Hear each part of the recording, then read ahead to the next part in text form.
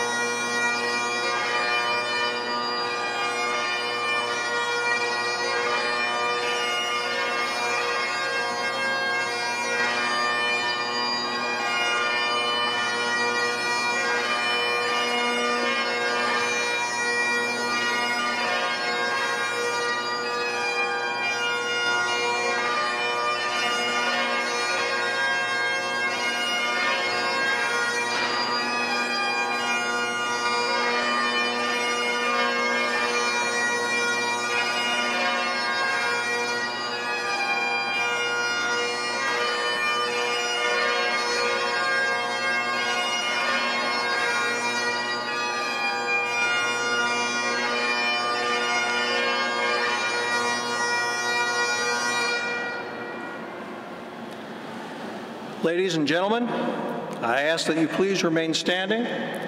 On behalf of the faculty and staff, I present to you the Fuqua School of Business Cross-Continent and Weekend Executive classes of 2011.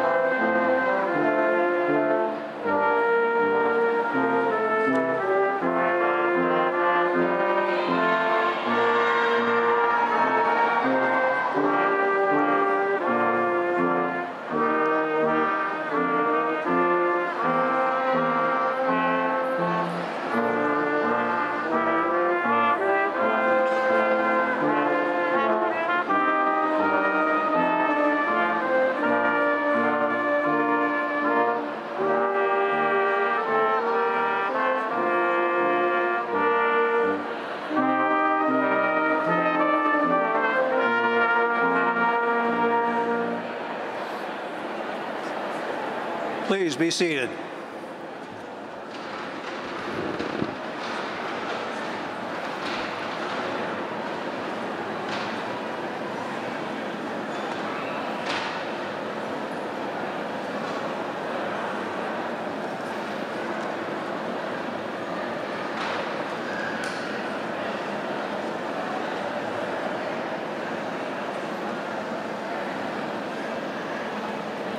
Good morning.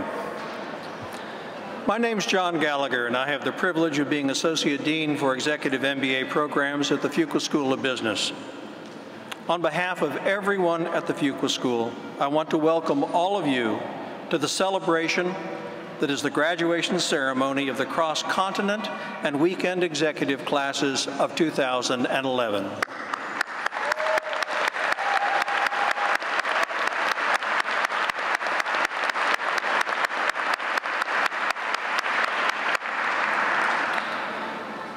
This ceremony marks an important transition point for all of us, for graduates, partners, families, sponsors, faculty, and administration.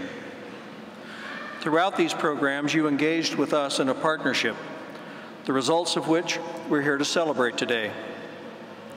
For all involved, that partnership has had moments of challenge and moments of triumph. It's had moments of exhaustion and ultimately a lifetime of reward. It's a partnership that in a real way changes who we are. Graduates, we thank you for your hard work in making these programs a success. There are many people who want to wish you well as you continue your journey, not as students, but as valued alumni of this school. On stage with me are several individuals I'd like to recognize. To my right is Bill Boulding, Dean of the Fuqua School of Business, Jennifer Francis, Senior Associate Dean of the Fuqua School of Business. To her left is our commencement speaker for today's ceremony, Stephen Young, Managing Partner and co-founder of Huntsman Global Capital. In addition, we're honored today to have many members of our faculty and staff who have taught and worked closely with these graduating classes. Before we move along with our program, I want to recognize 4 groups of people whose assistance has helped make this moment possible. These students have not been alone on this journey. Many of you in the audience today have been instrumental in helping the students achieve their success. First, we want to express deep appreciation to the students' supporters, their friends, families, co-workers, their wives, husbands, sons, daughters, parents, supervisors, and partners. We're pleased that you're here today to share in this celebration because you've been an integral part of this educational adventure. You demonstrated patience and tolerance of the seemingly endless workload. You provided the necessary support and encouragement. You picked up more than your share, and you deferred gratification in a host of ways for the sake of your loved one. I know that the graduates gathered here today take as much pride in the personal sacrifices you have made for them as they do in their own educational accomplishments. Graduates, please join me in saying thank you to your supporters with a round of applause.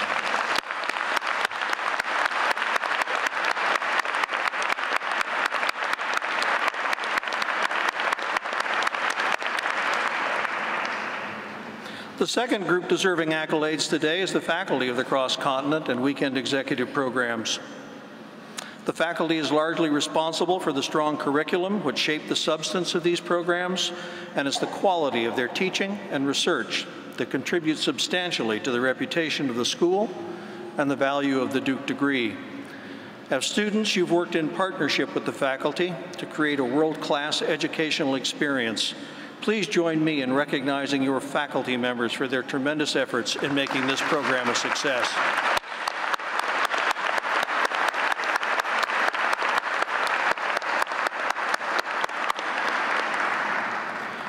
The third group we would like to recognize is the staff that worked closely with you during your time in this program. From the first contact you had with the admissions office to the most recent note you may have received from Meg, there have been many people along the way that have guided you throughout your time at Fuqua to make sure you could be here today to celebrate your achievements. They're the ones who made sure all of the details were attended to so you could focus on studying. Or they helped you realize your potential through the career development sessions in which you may have participated. They've gotten to know you on a personal level, and they are so proud of all that you have achieved. Please join me in recognizing the staff for their outstanding efforts in making this program a success.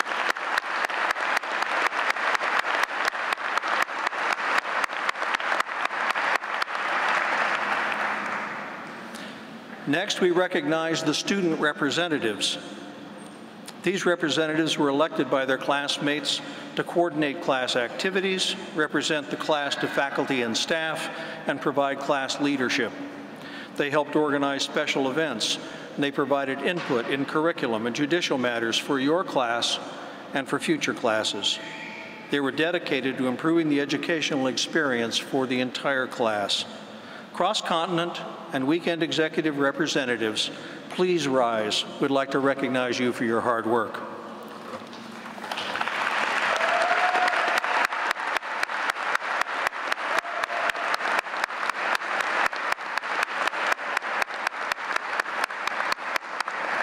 Thank you.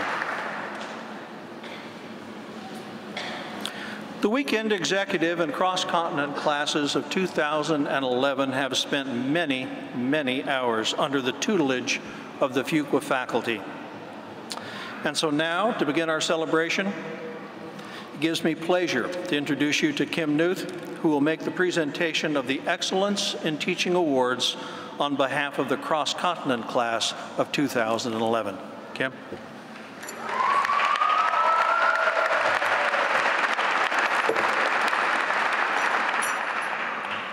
Good morning. It's an honor to be here today representing the cross-continent class of 2011 and to present the Outstanding Faculty Awards. Many of you have told me why you came to this program. For some it was adventure, for some it was challenge, for some it was brand or ranking, for some it was just the next step in lives. But we all shared one thing in common. We all wanted to learn new ways of doing things. We knew there was something more to life, and we wanted our life to be different. I think it is fitting today that we honor an outstanding teacher from the beginning of our transformation and one from the end. One that taught us new ways of doing things and one that taught us a new way of being who we are. Fear, awe, wonder. That is what it was like to study in the presence of Professor Schipper. But what makes her an outstanding teacher is the way she breaks through that barrier, closing the distance between herself and her students, between our thirst for knowledge and her expertise. Her passion for accounting and her dedication to her students changed us, giving us the practical skills to understand the big picture and the detailed knowledge of actually how to change them. We achieved what was hard, we achieved what was great because of Catherine Schipper.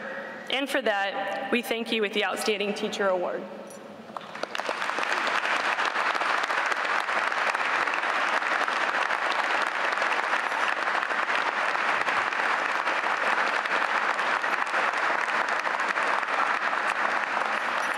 So John Gallagher told me that I had more than 10 seconds and less than 30 seconds. And I just want to say you've been great. Thank you. Best wishes. Congratulations. I'll never forget you.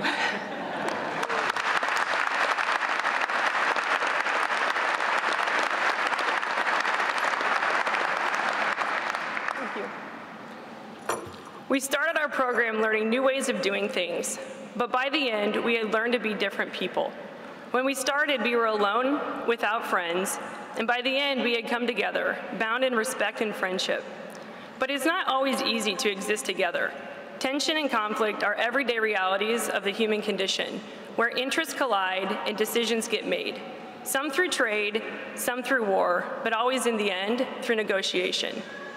Professor Ashley Shelby Rosette taught us not only the framework of negotiation and how to get what we want, She saw us how to see the world through the eyes of our opponents, who will eventually become our partners.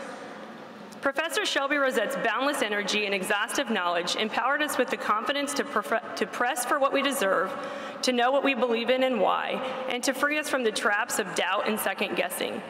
These changes not only improve us in business, they affect every aspect of our lives. Far beyond new ways of doing things, Professor Shelby Rosette taught us a new way of being, and for that, we thank you with the Outstanding Teacher Award.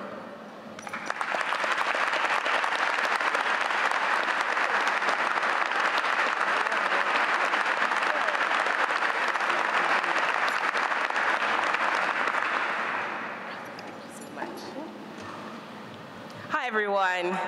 Thank you so much. This is an exceptional honor, and I am just humbled that you guys have chosen to bestow it on me. I think that all any instructor wants is to teach students who are thirsty for learning and have an appetite for knowledge, and that was indeed the case with all of my students this year. So thank you so much. I'm so happy for you, and congratulations.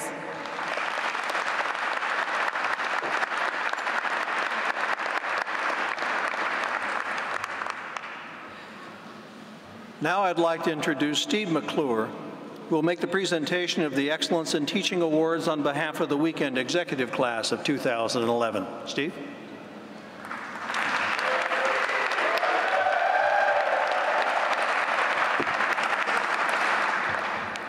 Good morning. I appreciate that welcome.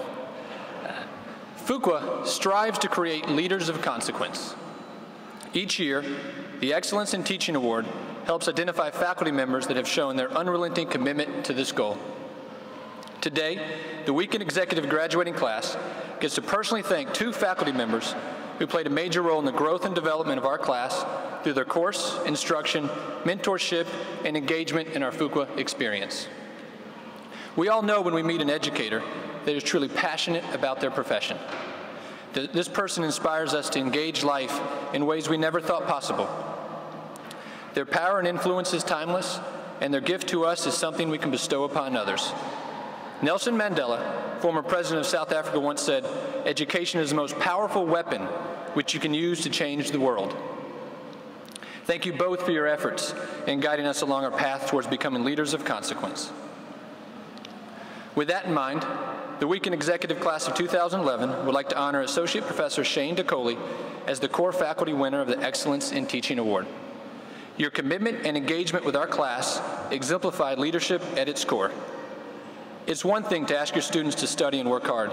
It's another when you lead by example. Professor DeColey gained instant respect when on the first day of class, he asked us to remove our nameplates and then proceeded to go around the room and called each of us by name. He had spent the time and effort to memorize all 92 of our names. Through his effort and ability to take managerial accounting and communicate the material in an interactive yet informative way, we not only learn the intricacies of cost accounting, but what it means to truly love what you do. I hope we all follow your lead and find our calling in life. Thank you for demonstrating why Fuqua is a world-class institution. Congratulations.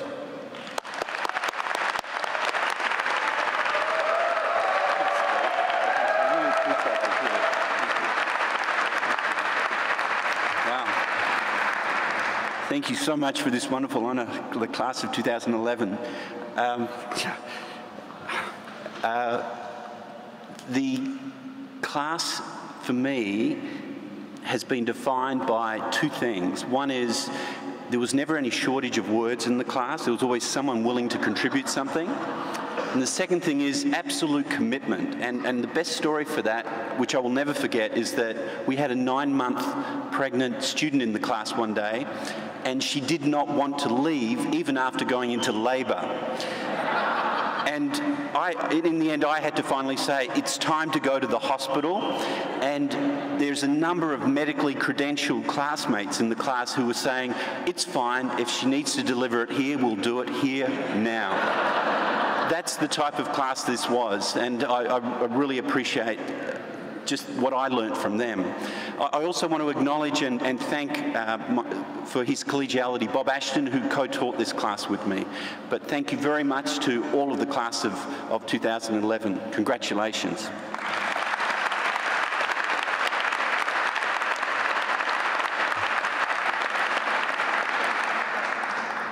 The second award goes to the elective faculty winner of the Excellence in Teaching Award, and that is Associate Professor Ashley Shelby Rosette.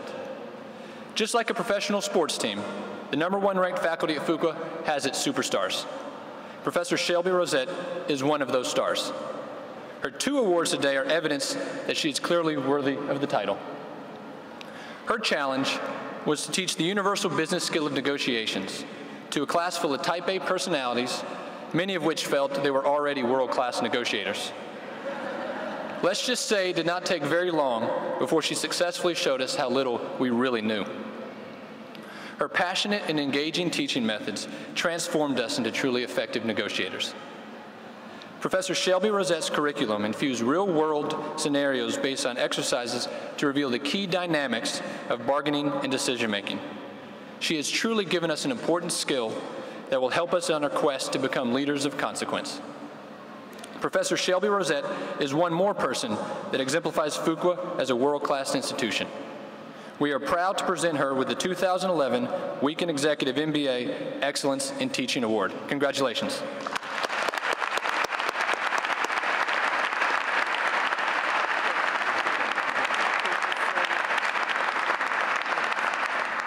Thank you, everyone. Steve described the faculty as superstars, but I think we all know here today, you guys really were my superstars. Thank you so much.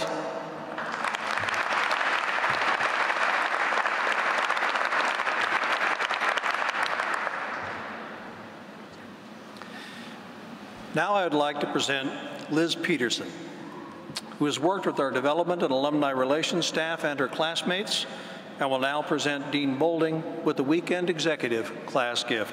Liz?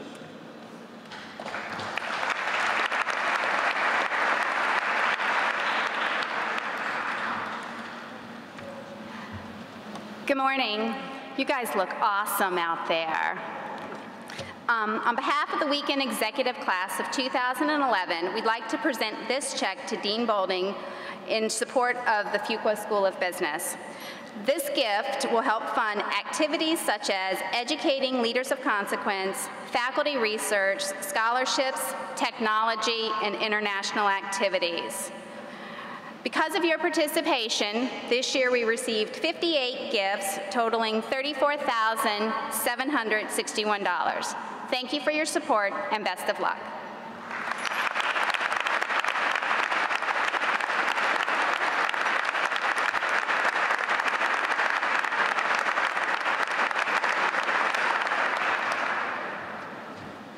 Thank you so much. It's an incredibly meaningful gift, and I'm going to have to find a very big bank for that check. Thank you.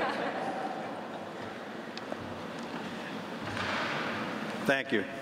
And thanks to the class for their tremendous financial contributions to the Fuqua School. Thank you. Susan McGrath has also worked closely with the Development Alumni Relations and her classmates and will now present Dean Boulding with the Cross-Continent Class Gift.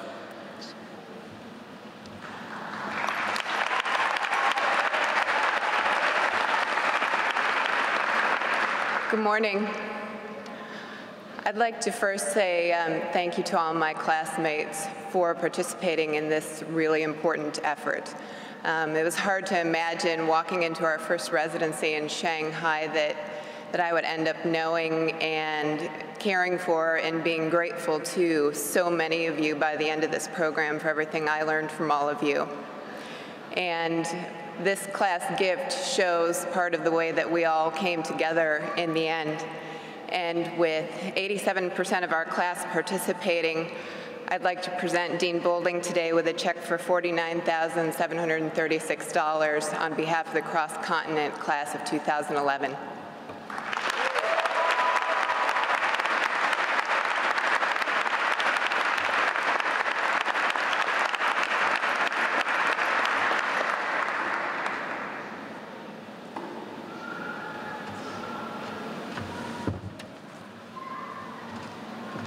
Thank you so much. This is just incredibly meaningful and greatly appreciated. Thank you.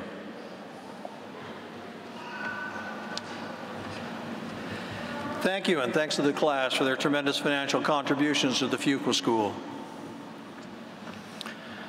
And now I'd like to introduce the class speaker for the Cross-Continent Class of 2011, Kit Nallen.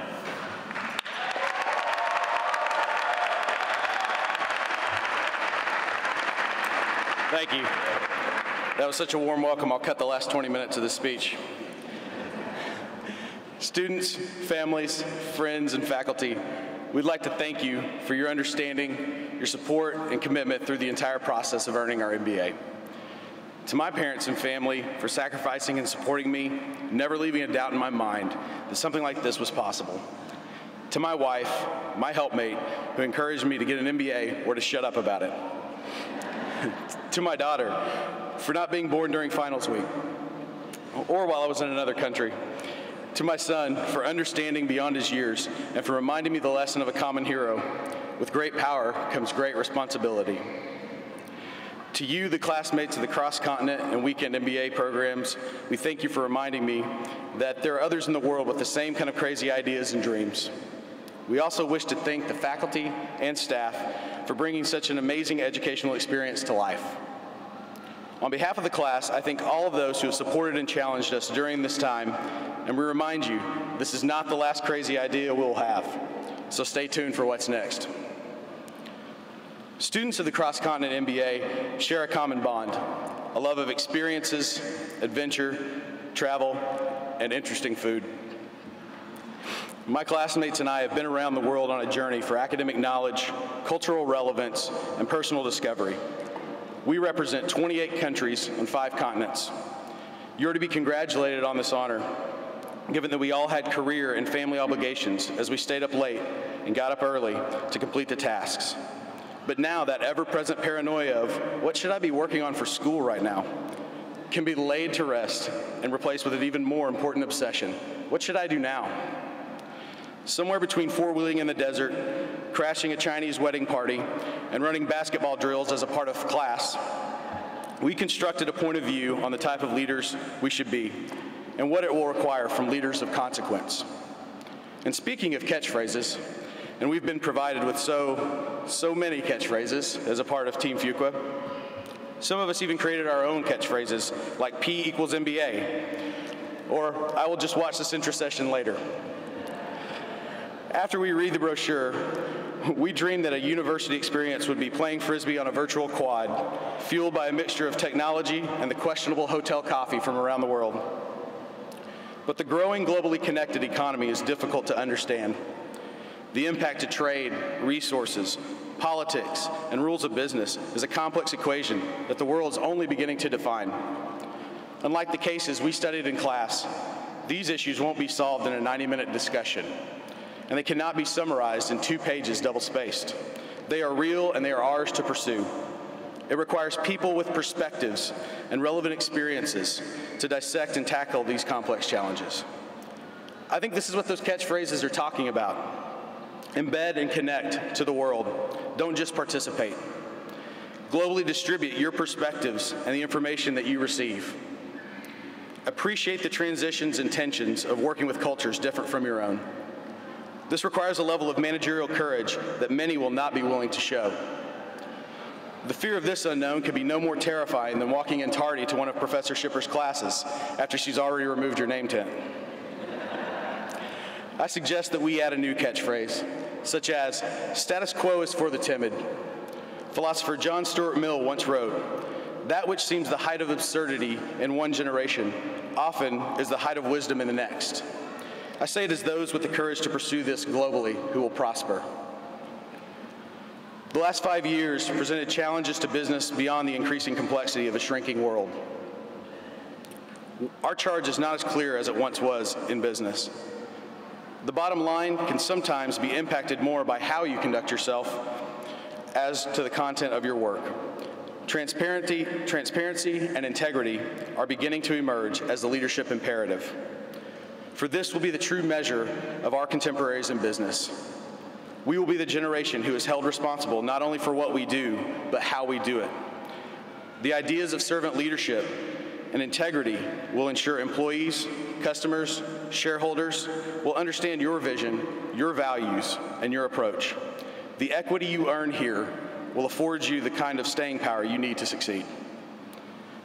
It reminds me of words of wisdom from Luke in the ancient text. He who is faithful in a very little thing is faithful also in much, and he who is unrighteous in a very little thing is unrighteous also in much.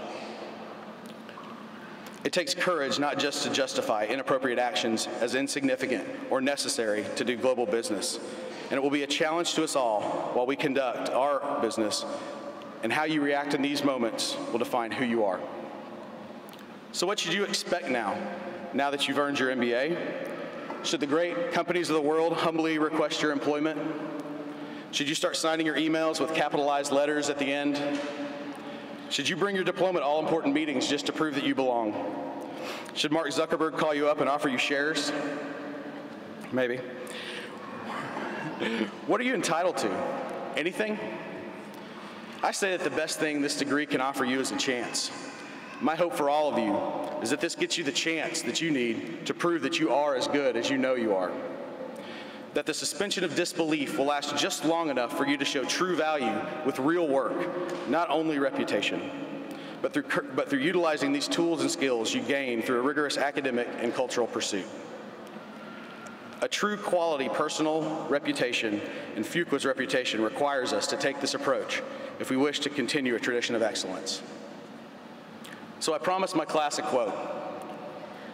I thought long and hard. My mom and dad sent me to college with a small poster that read, "Do what you can with what you have, where you are."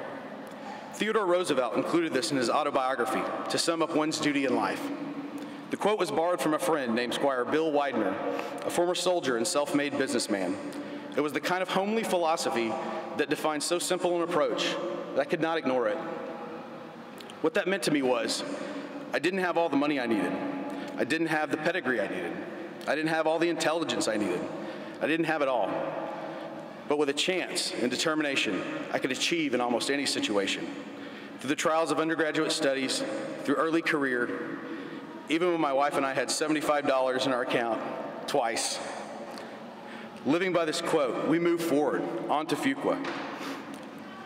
Do what you can with what you have, where you are.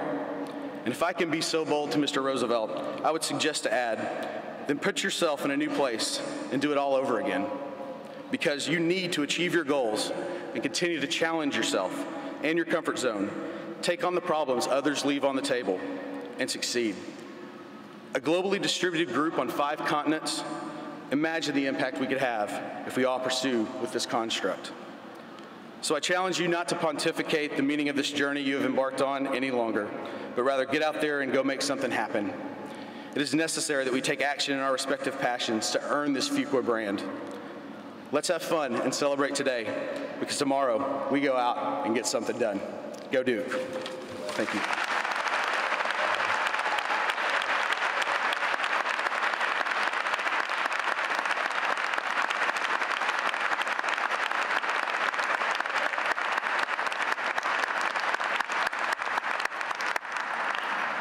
And now I'd like to introduce the class speaker for the Weekend Executive MBA, class of 2011, Prasad Vasamsetti.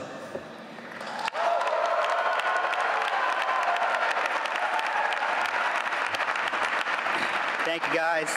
It's quite a welcome. Appreciate it. Good morning to everyone. Thank you to the faculty, staff, and the graduating executive classes.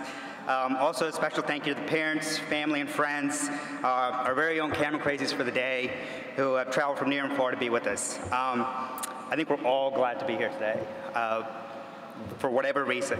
As a matter of fact, when I told my mom that Steve Young will be our commencement speaker, and I was giving the class speech, she promptly replied, "Keep it short. They're all here to hear Steve speak." I don't get it. I don't see the big deal. He's a former Super Bowl MVP with the San Francisco 49ers, the managing director and co-founder of one of the largest private equity firms, and adored by peers and fans alike. Coincidentally, I'm a former 3-time most improved player for my junior Pee Wee League. I run the office NCAA tournament pool, and also receive similar adorations from my patients that need root canals and extractions.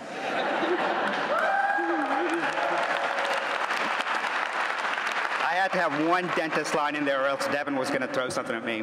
But the similarities are uncanny. But in lieu of Mother's Day being tomorrow, I didn't want to disappoint her. I would, however, be remiss if I did not take a moment to talk about our journey through WEMBA. While we might have all applied to Fuqua to expand our proficiency of business practices, or to break free of the parameters we were bound by in our current positions. We soon realized that the value of Duke did not only come from our classrooms and professors, but is also realized by finding those special group of friends that have and will continue to challenge and inspire us. Our classes were stimulating and informative. Our interactions outside of it were just as significant. Whether we were at Tyler's or at the Thomas Center Lounge taking an inflatable bull session, I don't know whose idea that was. At some point in the night, our conversations eventually turned to real world problems, either in our current job or other sectors that we think are underperforming or just quite don't understand yet. And everyone had an opinion. How can we more clearly understand our market and customers? What can we do to make our pricing more appropriate and reasonable? How do we quantify our position amongst competitors? From these interactions, it became quite apparent that our class was more about finding solutions than discussing problems. It's a group of graduates who have taught each other that a collective effort is better than an individual one. And every graduate here has a compelling story. When I was 9, my parents moved our family from Southeast India to the United States in search of a better future. This move has allowed my 2 younger sisters and me the opportunity to attend college and professional schools and chase the careers of our choice. Our successes are not only a reflection of our parents' hard work and motivation, but are also a reflection of our family's ability to adapt. In an ever-changing world, my parents went from a small agricultural community in India to a rapidly evolving technological world in the US. They were able to advance their careers from teaching to computer programming and to diversify their skill set in order to be successful. From their example, I realized I need to adapt as well. That in order to make a more profound impact on my own professional life, I need to be armed with an education worthy of tackling a dynamic economic environment. Fuqua has provided me with that opportunity. But as you look across the stadium full of graduates today, you'll see that my story is neither unique nor remarkable. We have a farmer who is also a molecular geneticist and a statistician who not only runs a 7,500-acre family farm, but also aspires to consult for large commercial ranches on their genetics program. A former U.S. Army captain who is a process improvement leader for GE Hitachi Nuclear Energy, who wants to focus on improving the efficiency and effectiveness of business processes. A corporate securities lawyer for Parker Poe, who wants to not only represent the legal interest of sellers and buyers in mergers and acquisitions, but also have a vested interest in their business transactions. Your average run-of-the-mill neurosurgeon. Let's be honest, I think he is hell-bent on world domination. And then there's a senior financial analyst from Disney Cruise Lines who can not only manage $1 billion of revenue, but also is capable of giving childbirth. This has nothing to do with the education received at Fuqua, but it is worth noting. Having said that, congratulations also are in order for Gloria, Janet, Jenny, and Lauren, as well as all the spouses of our students who have directly or indirectly endured our program and have also managed to expand their families. What you see before you is quite a class. The friendships and knowledge we have attained at Fuqua will not only transcend our workplace, but our personal lives as well.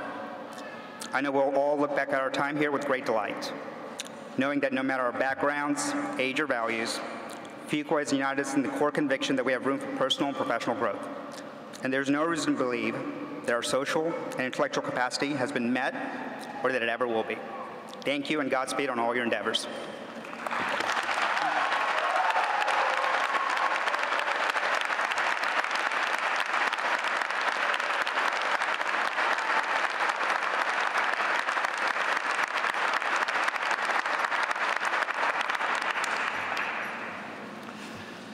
And now I'd like to introduce you all to the Dean of the Fuqua School of Business, Bill Boulding. Bill?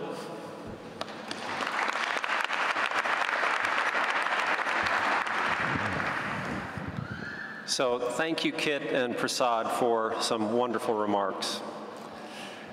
It is now an enormous privilege for me to introduce our commencement speaker, Steve Young.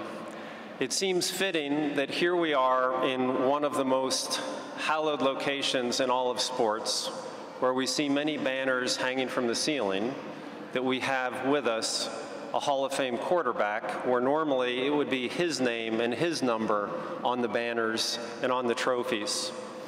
Not only is he a Hall of Fame quarterback, but he is the founder of Forever Young, which is a foundation which is there to support children with physical, emotional, and financial challenges and give them necessary opportunities to improve their lives. He also has a hobby as an ESPN analyst. As he puts it, he does that instead of playing golf. And his day job, as has been noted, is he is a managing director at Huntsman Global Capital. But I think it's less relevant about what Steve does and more relevant to describe who he is. Because Steve is actually one of you, both one of you and a role model for all of you. So what do I mean by that? First, an interesting fact is that when he started his professional football career, he missed the first 6 games of his rookie season to finish his education. So he understands how you balance career and education, and he obviously put a high weight on investing in education. He is resilient. This is someone who we now know as a Hall of Fame quarterback, but when he was in high school, completed 41% of his passes. He then went on in the NFL to complete 70% of his passes, but coming out of high school, he was being recruited by our friends down the street, University of North Carolina, because they thought that he could run the ball for them. And he was persistent and resilient in believing that he could be a quarterback who could actually throw the ball. Thank goodness for all of us that he made the choice to go elsewhere. What's interesting is that every step of the way in terms of his career, he had no sense of entitlement. Everything that he did was earned, and he truly earned things in a way that was phenomenal. He had many, many barriers along the way to an incredibly accomplished career. He was entrepreneurial. When he started his professional career, he actually began his career, many people just think of Steve Young, 49ers, but he began his career in the United States Football League, what people now refer to as the ill-fated United States Football League. And so he was willing to take chances, even at that stage of his life. And he was an innovator. He redefined the role of quarterback and essentially converted doubters to believers through what he did. Perhaps most relevant is that he understands how you lead with and through others. This is someone who, when you play football, your life is literally in other people's hands. You're leading without control. You are in a highly interdependent situation because what you do will change the lives of others, what others will do will change your lives. And when you see Steve stand up here, one of the things you'll notice is that he, while redefining the game in terms of his athleticism, is not a particularly huge person. He's actually shorter than I am. And in the NFL, where you're surrounded by giants, he couldn't see his receivers. And so he had to learn to trust, to lead without control, and throw the ball where he thought the receivers would be. And that's what he did in a way that led him to be one of the most accurate passers ever to play in the NFL. But perhaps the most important thing about Steve, which I think makes him one of you, is that this is a person who is incredibly accomplished in so many different ways, and yet remarkably humble. He just has this humility that is extraordinary given all that he's done, and yet he has a burning ambition to make a difference in the world. He is someone who has done well, and he has done much good. And so I introduce to you Steve Young, a true leader of consequence, and someone that I think we should all claim as a member of Team Fuqua.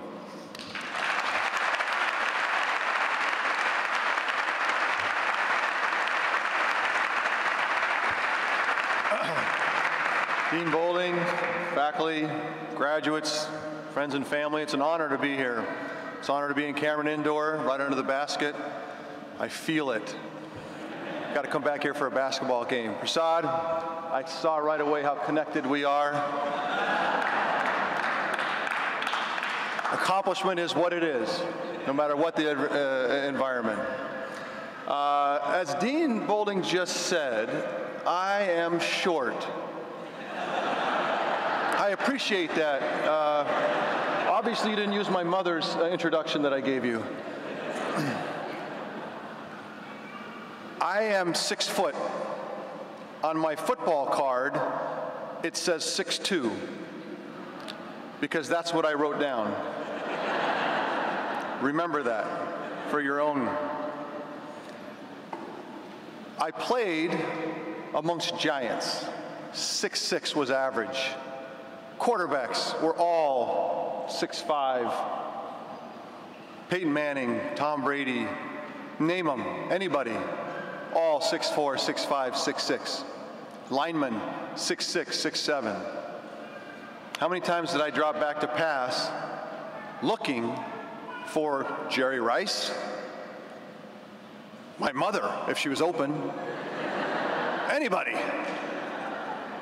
And how often did I find myself running around, moving to try to find an opening? Visibility. That's all I wanted. A chance to just see for a glimpse my target. I would stay up at night and have nightmares about how I couldn't have blindfolded and I couldn't see. And then I had to go out and actually live the nightmare.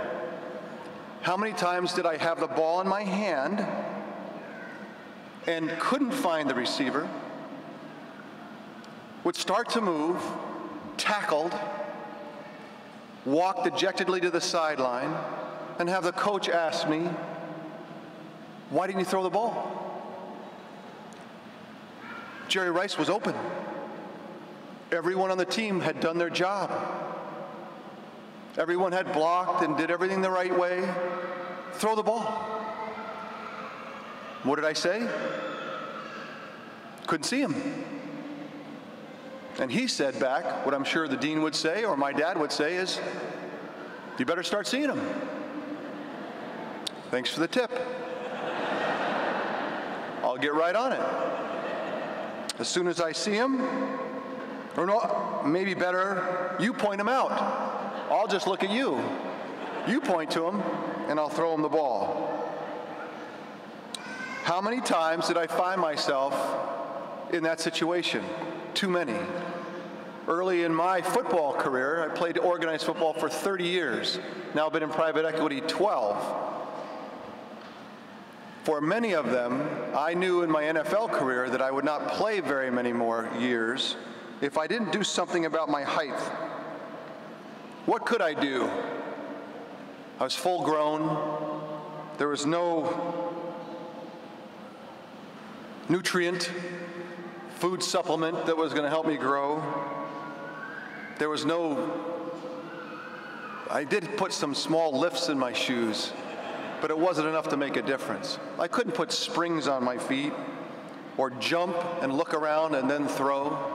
I had to deal with what was on the ground, who I was. And so I decided, as Dean Boulding alluded to try something completely innovative. Nothing I'd ever heard before. To actually throw it blind. I had just seen Jerry Rice. I know where he's going. Throw it anyway. I didn't have a choice. It was either that or be a lawyer. So I decided to close my eyes real tight because I did not want to. My father was a lawyer, and I was actually in law school while I was playing. And I did not necessarily want to start my law career right then. People ask me, what are your greatest memories, Steve, of 17 years in the NFL? Super Bowls, championship games, banners, retirement. What is the greatest memory?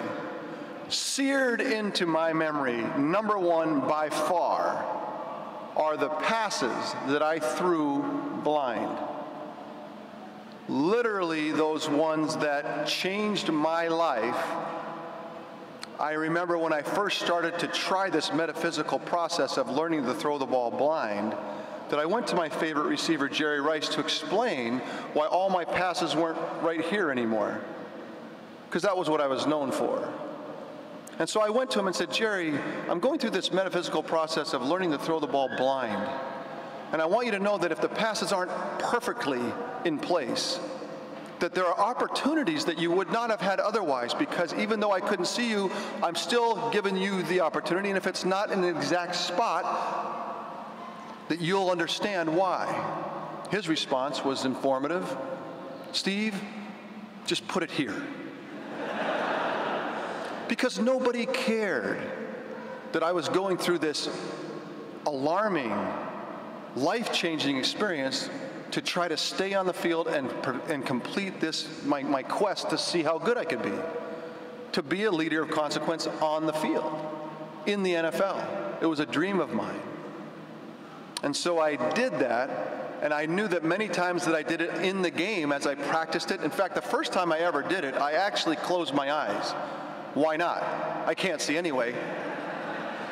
But as I did it more and more, I got much better at it.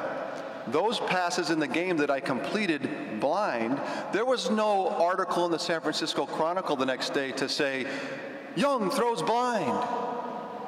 Nobody cared. Jerry Rice certainly didn't care, and if he doesn't care, who in the world else could care? Which is informative again, because if nobody cares but me, but I'm going through the most memorable parts of my career, what is the lesson? We're all 6 feet in some way. We're all needing to be taller. We all love to have data-driven decisions made, all the way to the 100th to final decision. But what great decisions are made in our life with perfect knowledge? Very few. How many do we have to make on gut instinct? Throwing the ball blind was so important in my life, because every day now I find myself finishing each decision with a gut check. That's that divine light inside of me, that instinct that's born out of street smarts and intuition. And with that, it gets honed. It gets sharpened. One of my favorite memories of my whole football career, in Atlanta, just there last night, in the airport, not in the stadium. Game's on the line, drop back to pass, 75,000 people screaming as loud as they can. Let the pass go. Immediately, as I drop back, see, then lose sight. And usually when I threw the ball blind, I tried to take higher percentage throws, shorter ones, because it's already hard enough. This one, I'd gotten good enough that I was going to let go the long one. Lost sight of Jerry Rice, decided to let it go anyway, and just as I let it go, the big defender hit me, knocked me to the ground. In the bottom of the pile, I could hear 75,000 people go silent as Jerry Rice caught the ball, ran into the end zone, and literally won the game. And I remember being at the bottom of the pile, thinking to myself, this is the greatest moment of my career. I can't believe that it actually, and it seared into my memory. That's what, when 380 pounds are on top of you, that's what it looks like. But literally, why is it that those are the most memorable? The sacrifices that you make.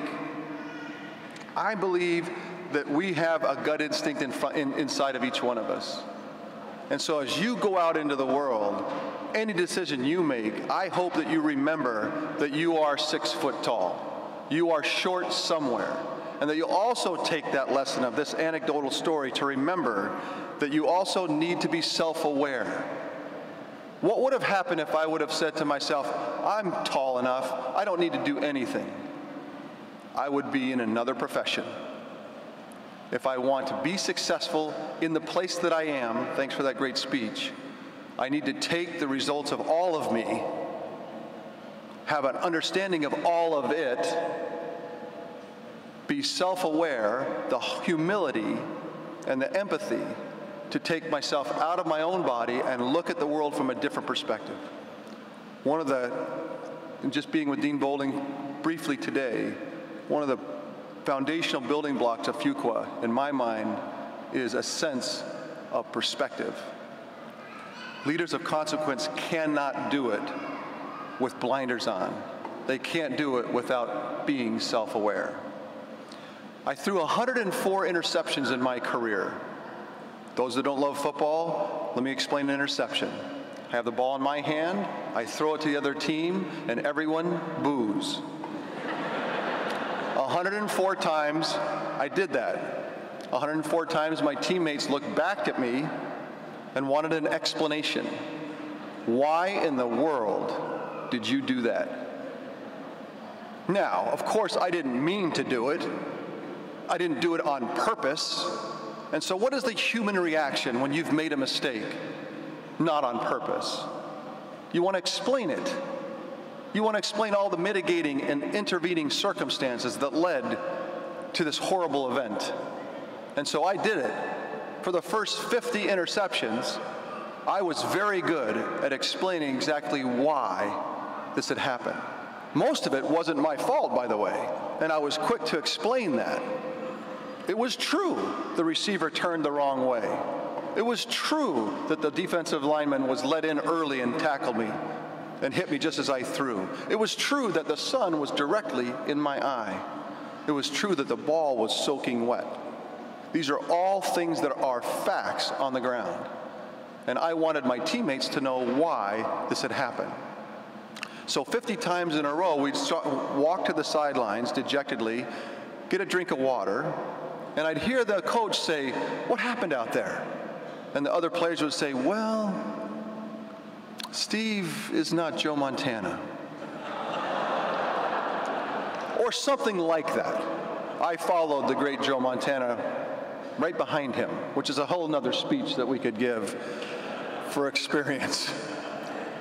But then I would realize about the 50th interception that I needed to change tact. This was not working.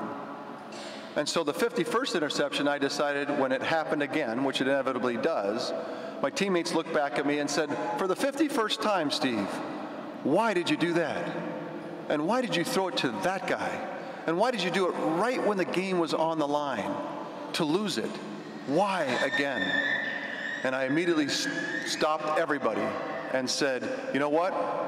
The ball was in my hands, and now it's in their hands, and it's my fault. I'm responsible." But I tell you what we're going to do. We're going to go to the sidelines. We're going to get a drink of water, rest up. We're going to come back on the field, and we're going to go down and win the game. What do you say?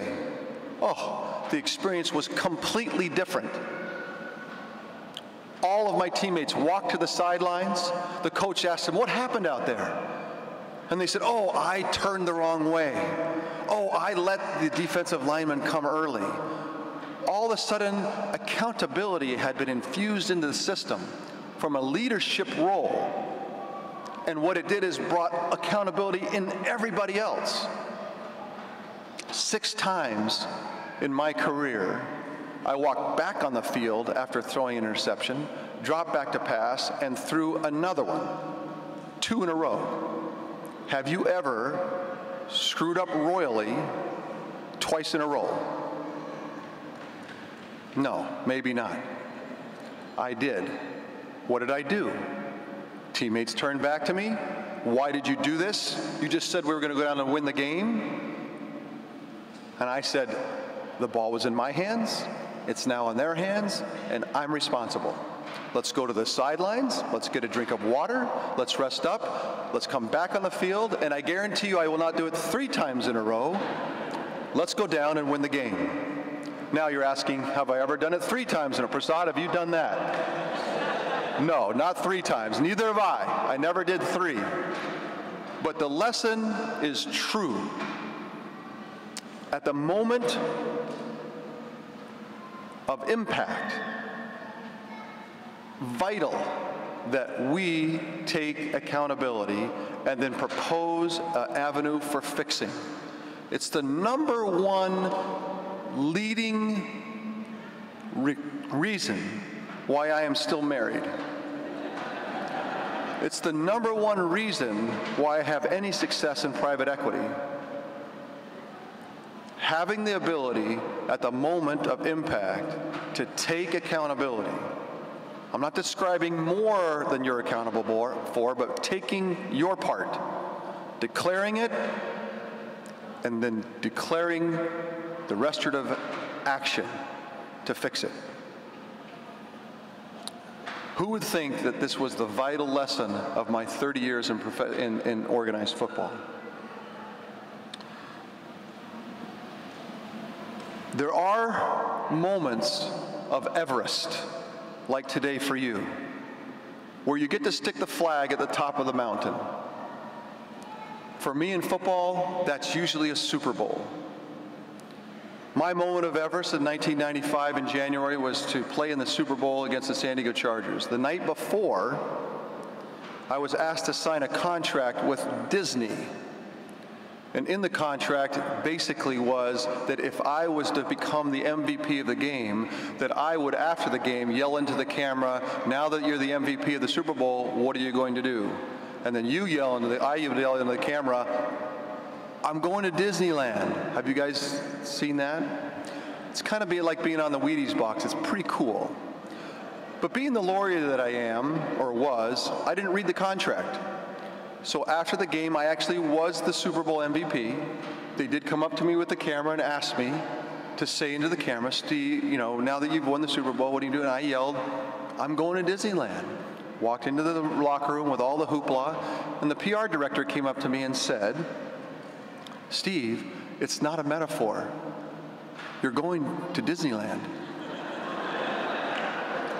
And you're going tomorrow. Those contracts.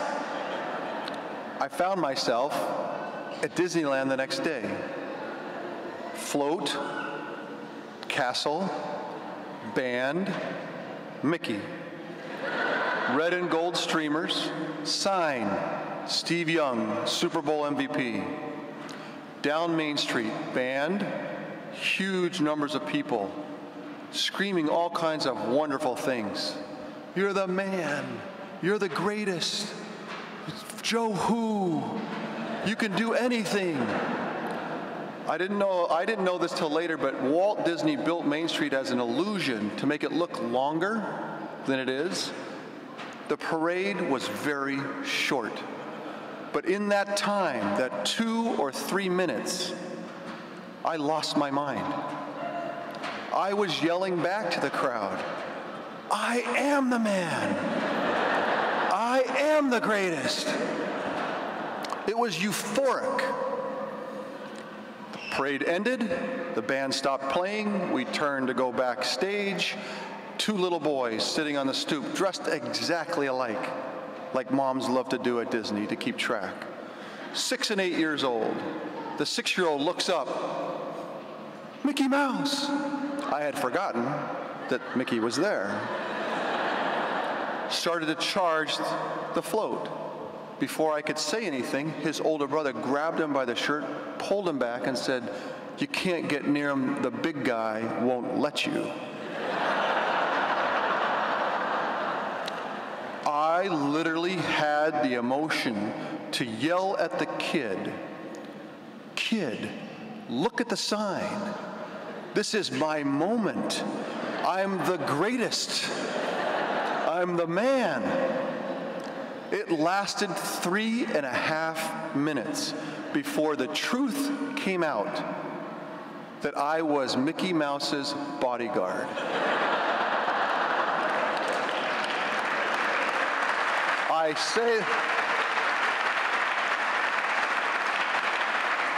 I give you these comical anecdotes because they are so vital to my life.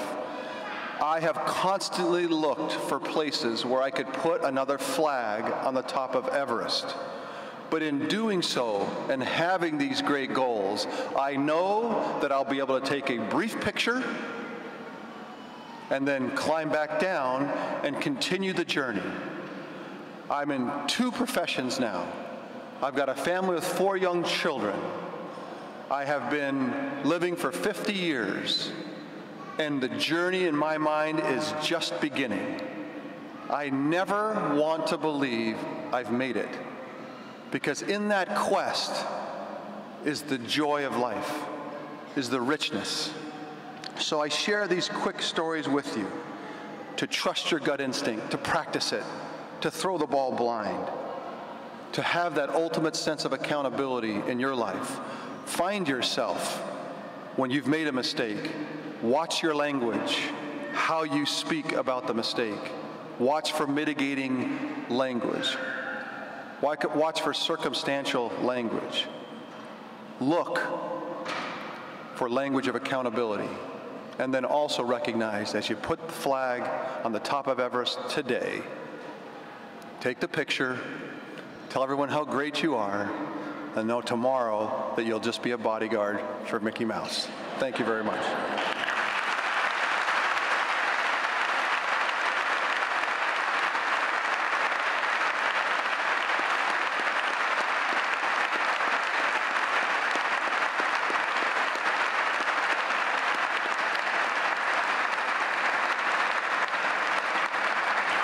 So Steve, on behalf of the entire Fuqua community, I'd like to thank you with this gift for a phenomenal and inspirational talk.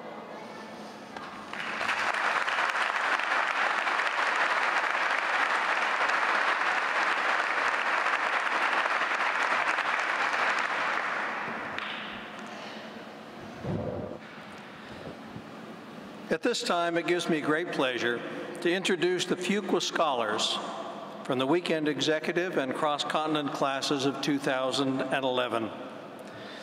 Throughout the course of the program, each of these students worked hard in a very challenging academic environment. The successful completion of the MBA is an outstanding accomplishment. Each member of this class has balanced this program with a full-time position and a personal and family life. Today, we want to honor those who have not only completed the Weekend Executive and Cross-Continent MBA program, but have distinguished themselves through their academic performance. Fuqua Scholars are those students who graduate in the top 10% of their class. As we consider the quality of all members of this class, we can also reflect on the outstanding achievement of being designated a Fuqua Scholar. I'll read the names of the Fuqua Scholars alphabetically, and I would ask that as I read each name, that person stands in his or her place. I would also ask the audience to wait until I've read all of the names before indicating their support and congratulations. That will help us make sure that all of the names can be heard. The Weekend Executive MBA class of 2011 Fuqua Scholars are Prakash Ganesh, Nicholas Guillermo, Xiaohu Guan, Deepak Gupta, David Irwin, Ginny Lee, William Lloyd, John Sampson, Alan Smallwood, Lawrence Workman. Please join me in congratulating the Weekend Executive Fuqua Scholars on this outstanding achievement.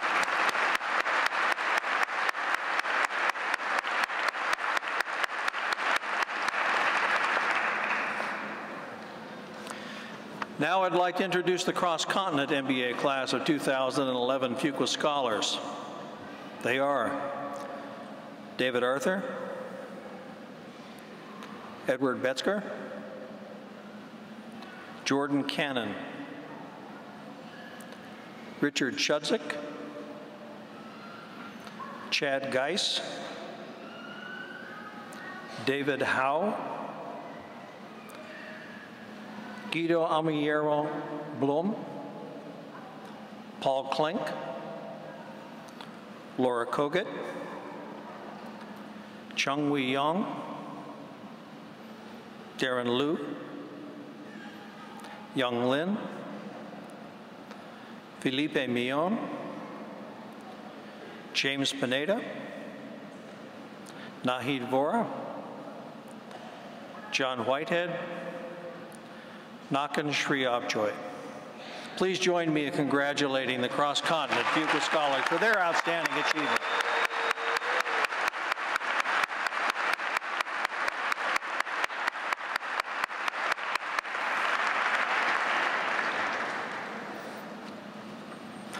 Now it's time to individually recognize each of our graduates.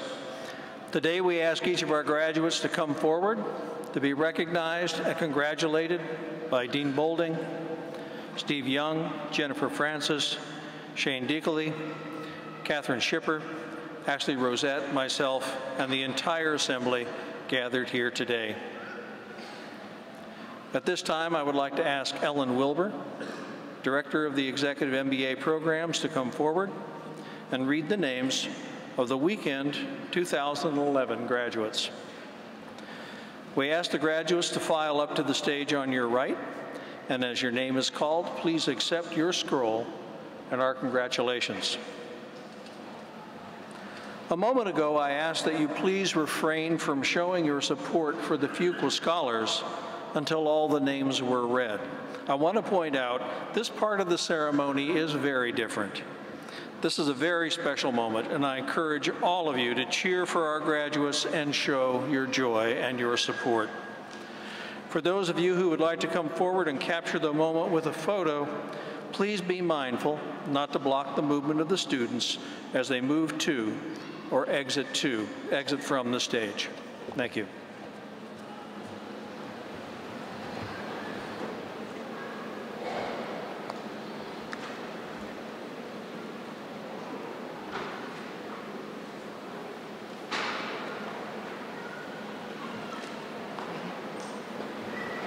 Stephen Michael McClure.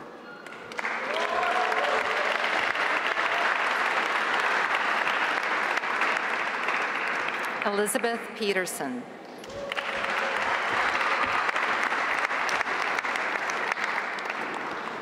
Prasad Vasamsetti.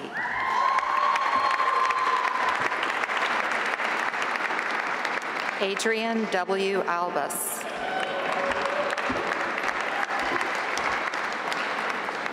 Srihari Angaluri.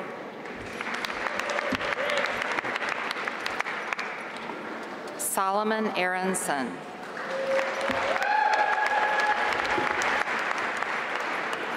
Vikas Ariya.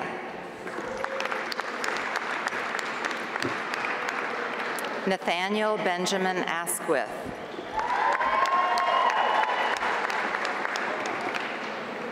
Shashir Awasthi.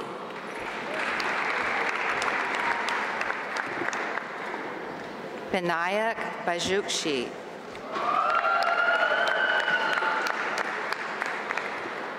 William Adna Bradley V.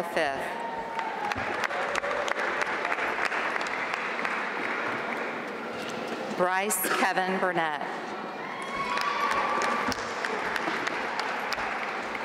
Devin Burns.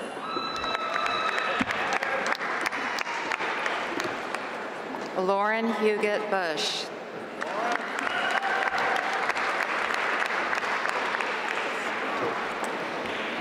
Christopher Andrew Kasula.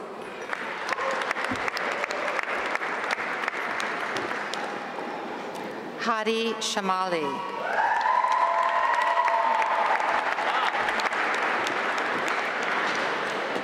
Thomas Clapham.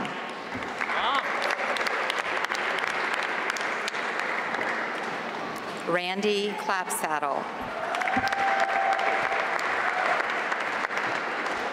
Aaron Donaldson Clark.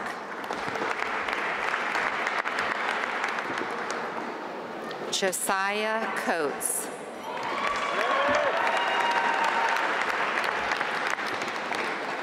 Michael Wilson Cooper, Jr.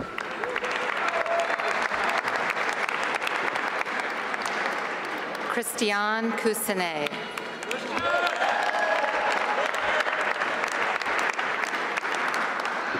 Errol Choltu.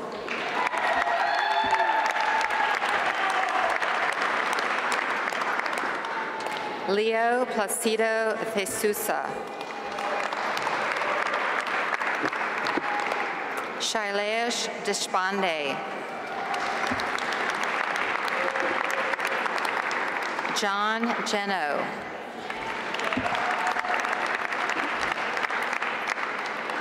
Nicholas Giamo.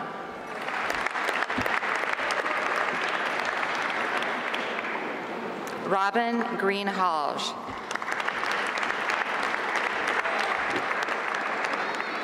Xiaohu Guan.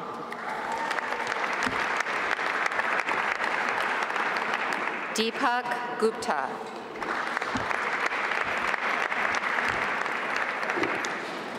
Leela Gutay.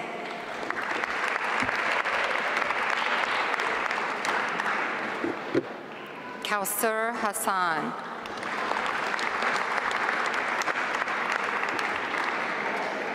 Bradford Hirsch.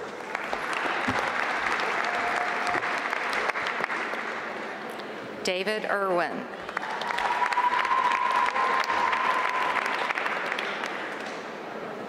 Rathika Jambane.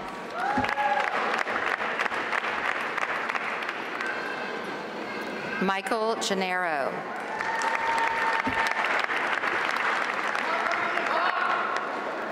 Raju Kaladindi.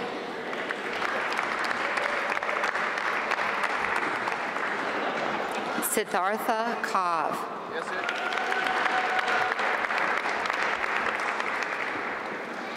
Sachin Withal Kolumkar.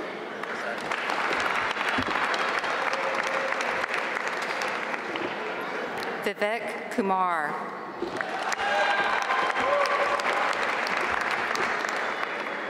William Lloyd.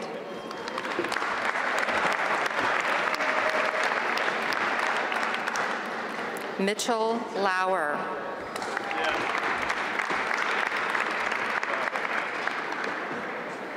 Jeffrey David Miller.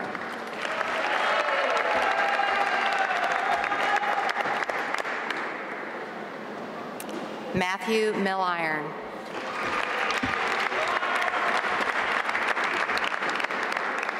Jeffrey Scott Morgan.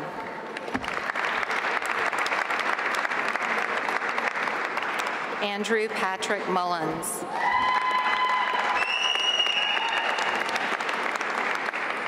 Paul Mark Odland. Ratish Patel.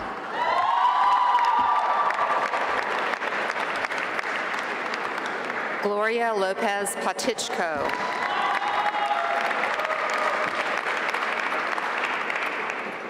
Yogesh Prasad.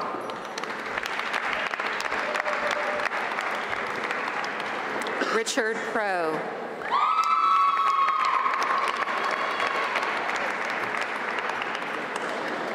Damon Race.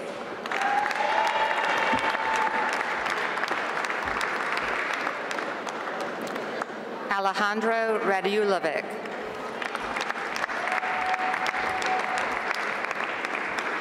Shashir Ramaka.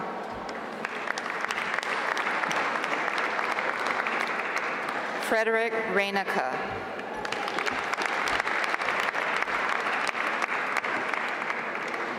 Laura Saldana Gonzalez.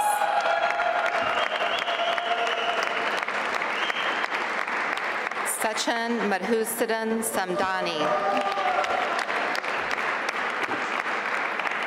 John H. Sampson.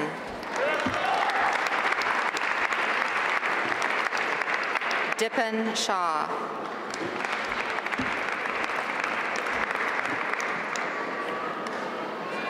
Matthew Shell.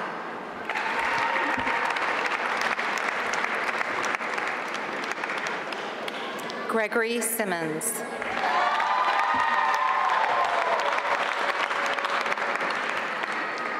Amit Singh.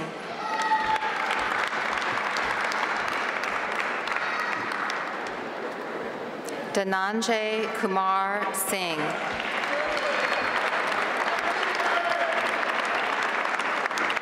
Randeep Singh.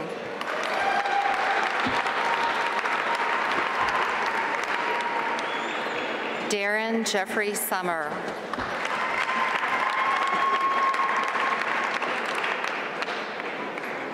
Prasanna Srinivasan.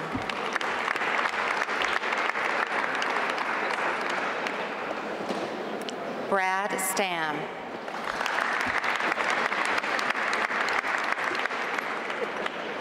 Ryan Staten.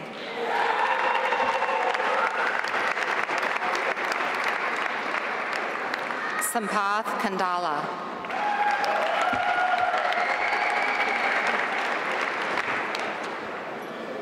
David Courtney Webb.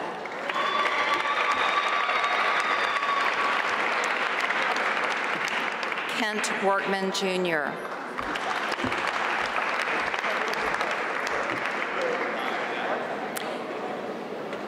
And Terry Lois Young.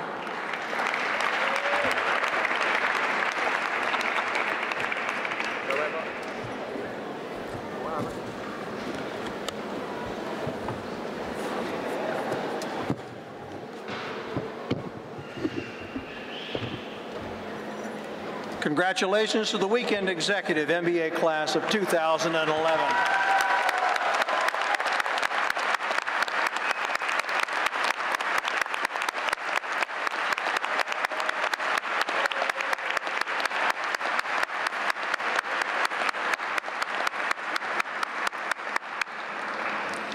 At this time, I would like to ask Meg DeLuca, Program Manager for the Cross Continent 2011 class, to come forward and read the names of the graduates. Again, we ask the graduates please file up to the stage on your right, and as your name is called, please accept our scroll and our congratulations. Kimberly Knuth.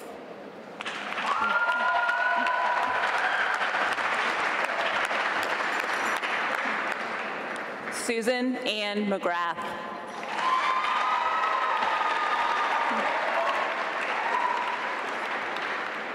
Christopher James Nowlin.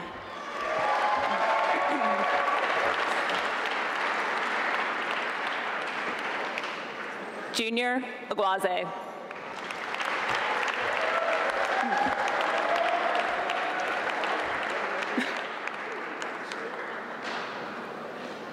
Abdullah Ahmed Al-Ansari.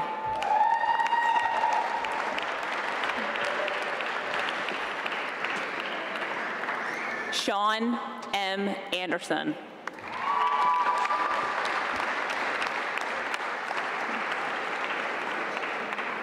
David Benjamin Arthur.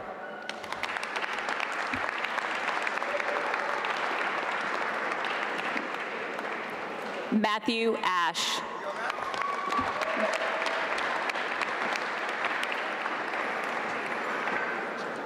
Jeffrey L. Balancio.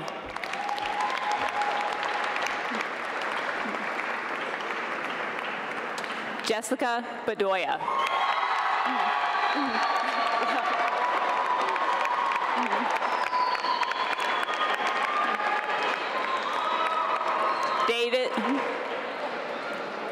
David Justin Bigley.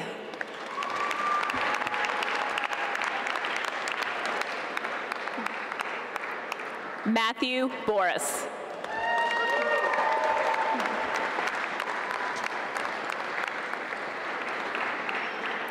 John Thomas Bosco.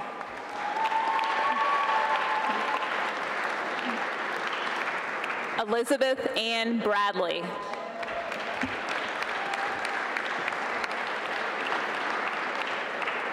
Edward Bassett Brushiger, Jr.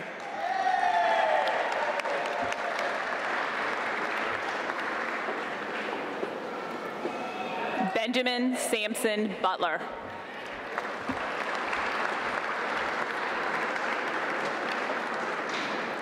Ash Agarwal.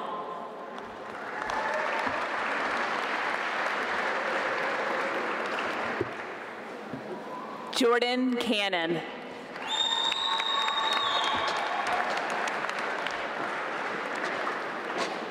James Joseph Cardamone IV.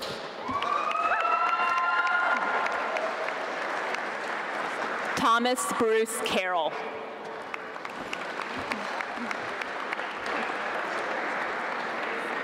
Paola Cepeda.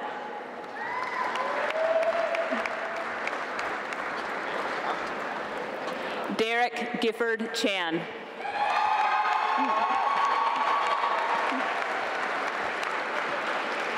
Chu Ying Chen.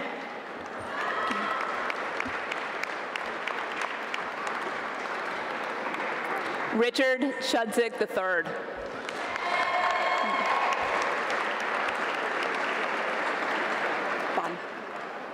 Jamie Chung.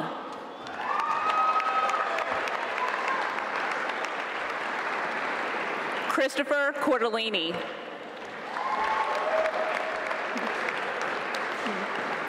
Nicole DeRosier.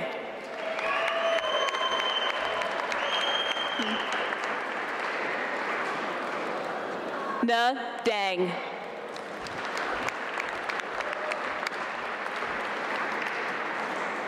Mauricio David Dorson Rothschild.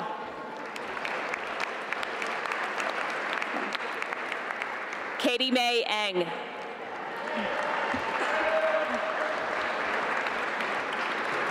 Thomas A. Freestone III.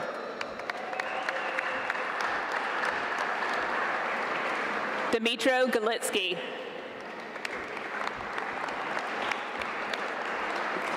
Jonathan Thane Gay.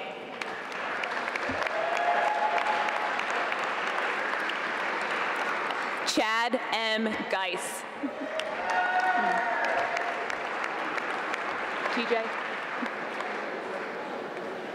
TJ Golterman Jr.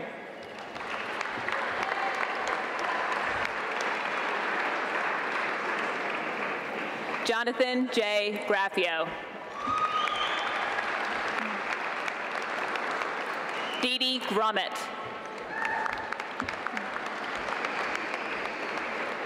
Kulsum Gull.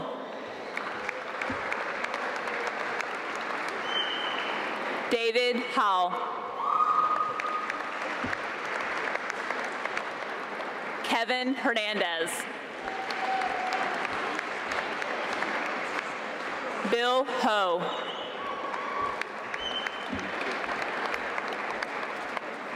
Ryan Hollenbach.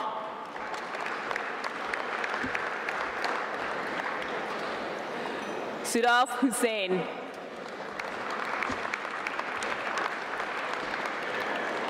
David Huang. Ian Hudson.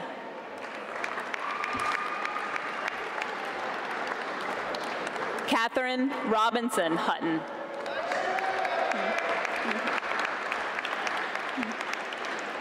Amber Ivans.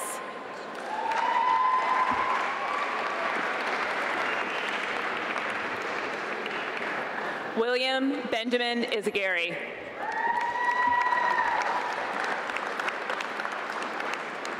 Sujatha Janardhanan.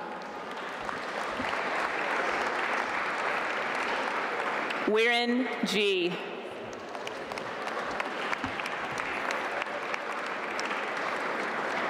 Thomas Grant Jordan.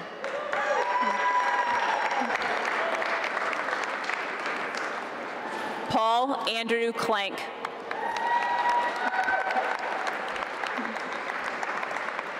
Laura Elizabeth Kogut.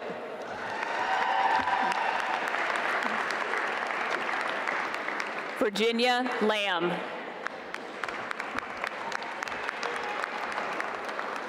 Megan Ryder Law.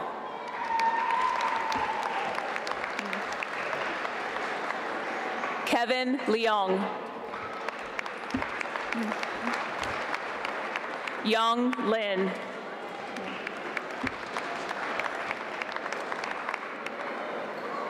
Michelle Ferreira Litwinski.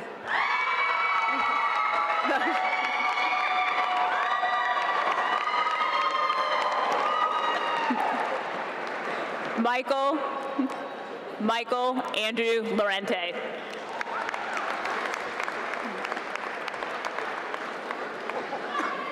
Daniel McIntyre.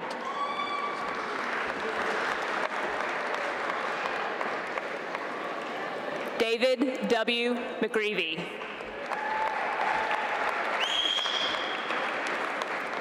Asa Mendoza.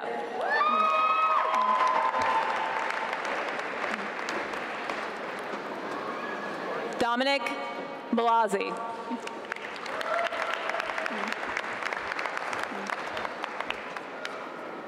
Felipe Millon.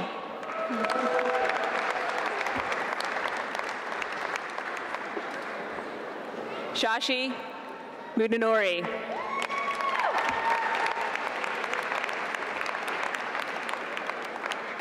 Elizabeth Ann Murray.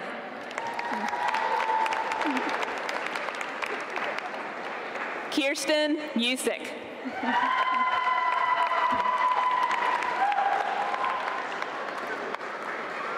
Jared Myers.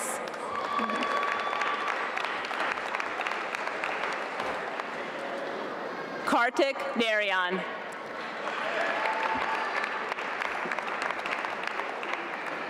Deepa Nayak.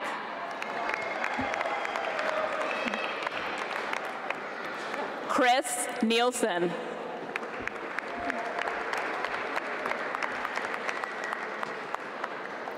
Justin Gregory Parker.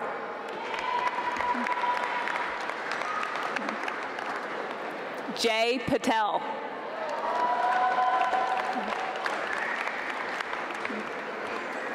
Sheil Patel.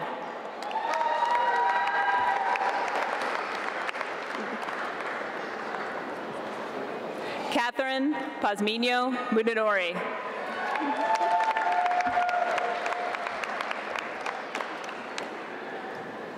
Robert Ryan Penfold.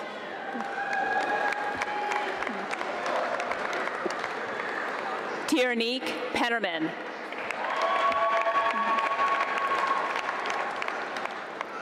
Courtney Lee Perkins.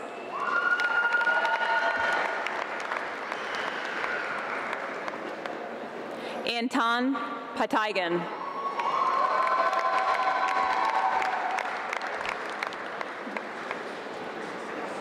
James Timothy Panetta.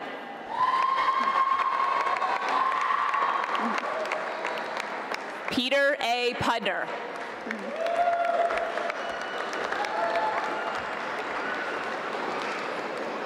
Stephen Perdue.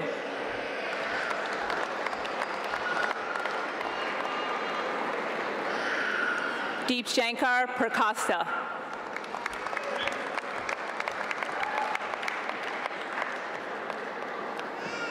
Rajagopal Ramanujam.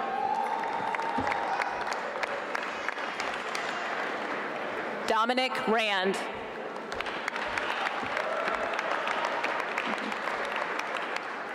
Cesar Rodriguez Renzi. Paula Shopi.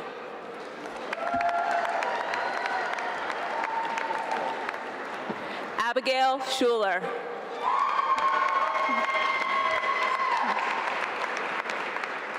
Neil Shaw.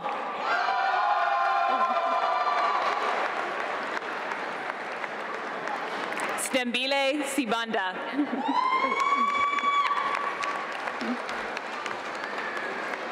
Natalie Solar.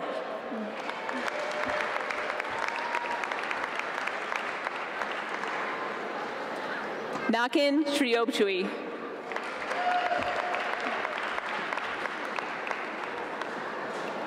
Ariella Stosky.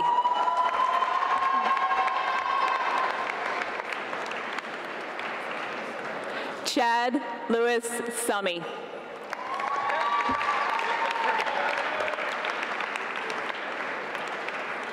David Swatik.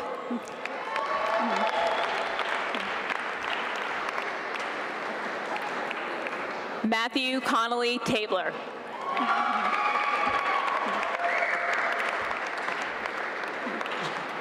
Ryan Tingy.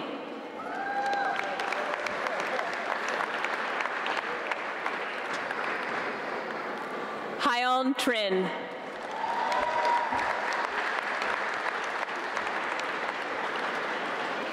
Benjamin Troisi.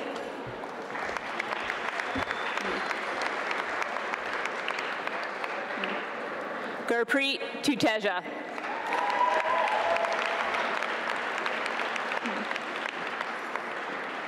Nikolai Taichinen.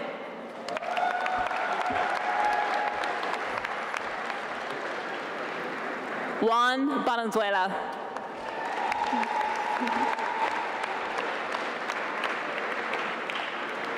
Wikas Wishambaran. Nahid Vora.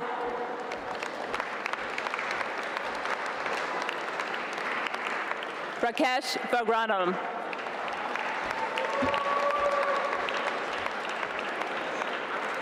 Jin Wong.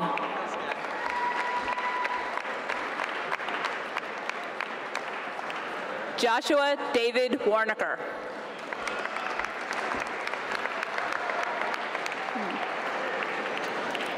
Sachin Warrior.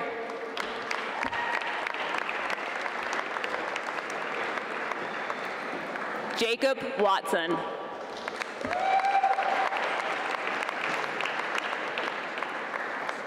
Adam L. Wieland.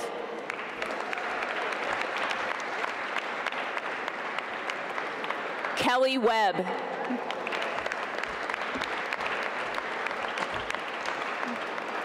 John Randall Whitehead.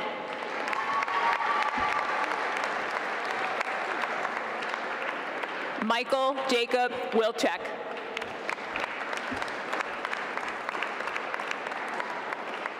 Elizabeth Ann Williams.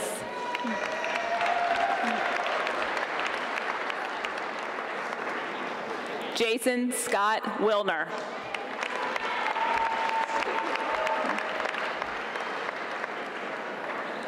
Gregory Young.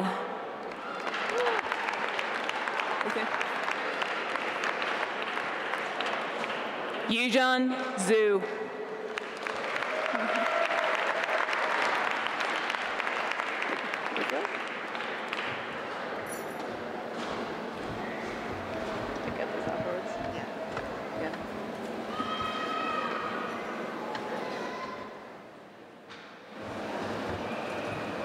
Congratulations to the Cross-Continent MBA class of 2011.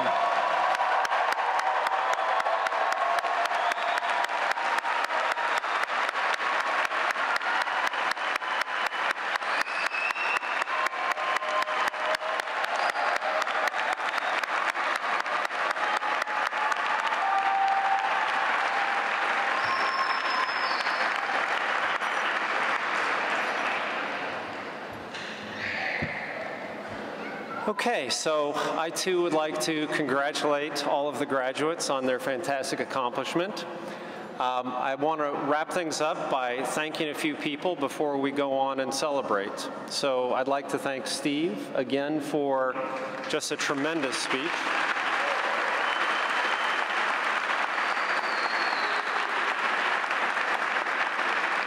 In overhearing the comments from the graduates, I'm not sure if it was great or awesome. So it was certainly both. I'd also like to thank our faculty who made your experience so special and so transformational. I think that we do, in fact, have the best faculty in the world, and part of what makes them great is the extent to which they care about all of you and want to be sure that they provide the kind of experience that makes this investment, which is so incredibly difficult, so worthwhile. I also want to thank our staff who have done the same. We have the best staff in the world, and I think you all know that they pour themselves into their roles in a way that they can facilitate an incredible experience for all of you. I especially want to thank all of the friends and family that are here with us today, as well as those that can't be with us today. And there are two things that I want to call attention to. First, that you shared all of these spectacular students, or I should say graduates, with us. And I know that it's hard to give them up, and you had to give up a substantial part of your life in order for them to go through this experience. So thank you for allowing them to be a part of our community. But I think more importantly, thank you for supporting them on this journey. It's a journey where they have 2 full-time activities, and hopefully a personal life as well. And so I can't thank you enough for making this possible for all of the graduates. And at this point, the graduates should probably be thanking.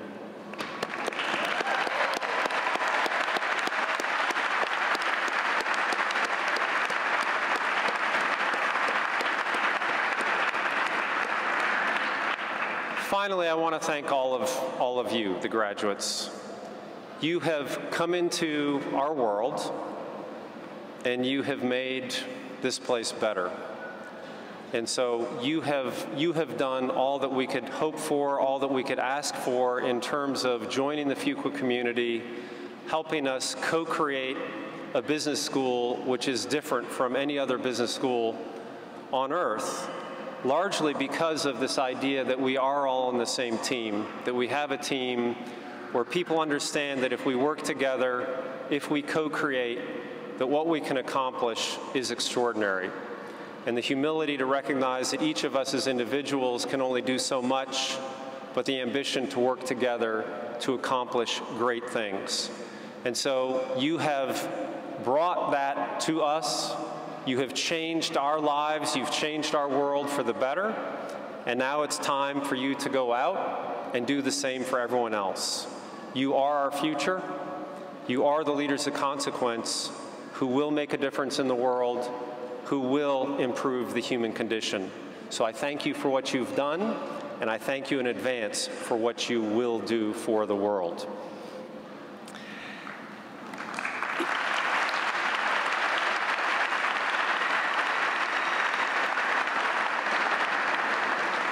If I could make a request of you, please don't forget us. Please make sure that you stay in touch with us, that you help us grow, develop, and continue to improve.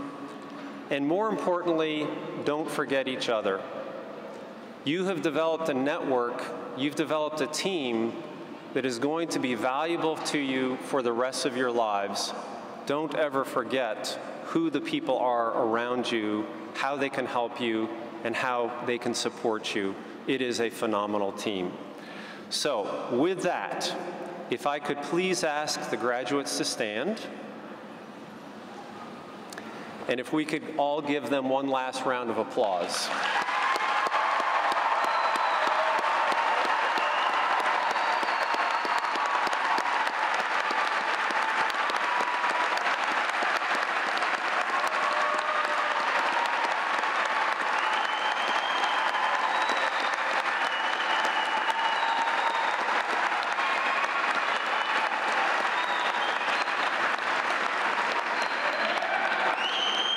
So now it is finally time to celebrate. And if I could ask everyone in the stands, the friends and family, to please remain seated until all of us have recessed out of the stadium. And we'll see you in the Fox Center to celebrate. Thank you.